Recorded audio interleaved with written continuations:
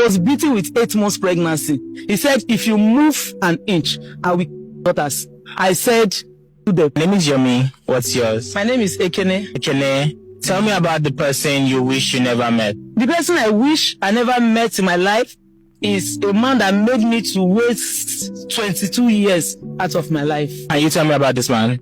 I met him in 2003 after my junior secondary school examination. I was a naive young school leaver. I met him on the 26th of December 2003. After my secondary school education, I had to go to Sokoto State Poly for an advanced level course. So I left him and went to school. Then after school, I came back, but just like a 1-year course. I came back, and whenever they're preparing for Valentine, Christmas party, New Year, boyfriends do buy their girlfriends gift. So I requested that I need to have those things that those girls have. Buy me things, buy me flower, buy me card. And he started pressuring me that I must give in. I was a virgin. That I must give in. That those girls don't just get it like that. So I gave in, and we became intimate. And when we became intimate, I got admission to University of Ilorin, studying. So at the time, he kept pressuring me that I must have a child for him, that his mates are having children. So I also gave in. I got pregnant for my son. Thank God it was in my final year. So I had a spill, but I graduated, I served. I gave birth in his mother's place at Benin. So when I gave birth, it was tough. I started seeing another phase of him. So I had to leave the place. I went back to my parents. When I got to my parents' place, I had to face the life again. I got a job, teaching job. Then I started business. I started a postgraduate course. Then I picked up with life. I was the one training my son single-handedly until my son got to the age of 6. He came back begging. My people told me that, don't go back. The person that is begging is not remorseful. Don't go back. But I thought he had changed. So I went back. And when I went back, it was serious domestic violence. I saw violence. I saw hatred. Have you ever been beaten while pregnant? I was beaten with 8 months pregnancy. He would hit me, blood be coming out from my nose. In fact, when I came back, his family were so happy with me. They were so fond of me. He went to his family. He told them horrible stories about me that made them hate me. So they hated me, and I couldn't bear it. Not until a day, he attacked me physically with a knife. He came inside and asked me a question, that these children, who are their fathers? I said, it's you. He said, no, I should come inside. My 2 daughters were lying down on the bed. He took a knife. And said he wanted to ask me. I said, you want to ask me a question with knife? He said, yes. I said, no, that I can't stay for you to ask me a question with knife. Then he said, if you move an inch, I will daughters. I said to them, what I said was that my son was outside playing. Something just got to me that if he did too, I will run with the other one playing. That was what gave me the strength to run. So I ran. He thought I went to call people. Then he ran. So when he ran, I went back. I took my daughters and my son. I packed my load. I went back to my parents' house. That was how I left. Let's take it back. After you met him, you guys started dating, and then he wanted you to get pregnant for him when you were in your final year. At that point, were you guys just boyfriend and girlfriend, or was it looking like there was marriage in plan? He promised me marriage. From the day we met, that was the day he promised me marriage. I was a small girl, and he had always been promising me marriage till June this year. Okay, so when he now came back, after you giving birth to your son, Yeah.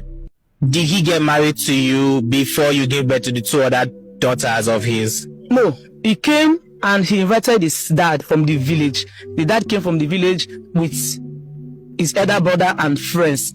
The mom and the sister were not there. So they came to my family house. Even while the father was on his way coming from the village, another lady was even in his house that I met, and she refused to go. It was when the father came that the father told the lady that she must go, that I can't go for another lady and someone else is in the house. People that were bold enough called me aside and told me that I shouldn't go. That if you look at his face, he wasn't remorseful. That it was his dad that was doing the begging and not him. But I did not see it. I did not see what they saw. So I left with him. So that was how I took my son and we went back. Then I worked as a college teacher. I told my friends that, see, my friend said I should persuade him that even though he cannot pay bride price, he cannot afford church marriage, we should do a court marriage. So my friends that did court marriage, I asked them, how did you do it? They said they did it at Ikeja Magistrate Court or so. I told them how much. They said a bottle of wine, 30,000 naira, 2 witnesses. So I did contribution. I saved the money that would be enough for those things. I confronted him. I told him marriage. He said he want to do the 3. That is waiting for the finance. That I want to do it big. I told him no. I have the money for the court marriage. I mean, let's do a court wedding. Start the picture and put it in our sitting room. It will command some respect. He said, my type don't marry. So that was the day I made up my mind to leave. When his people asked him, okay, now I've left. He said, yes. Why did she leave? I caught her with a man red-handed. Ever since then, his people took him, that they wanted to get him a better job. He left Lagos for Delta State. And he had always been calling me. We have been communicating well, but nothing much coming. I've been training 3 children, accommodation, feeding, everything. February 14, my son's birthday. Happy birthday, Valentine. I said, I will not respond. People said, respond. I responded. He said, he has gotten a job. He wants to send you money too. I said, thank God. He sent 1 or 2. Then, when they resume September, August, I told him, school resume. Oh, this time around, they have to pay school fees. Oh, I've been paying.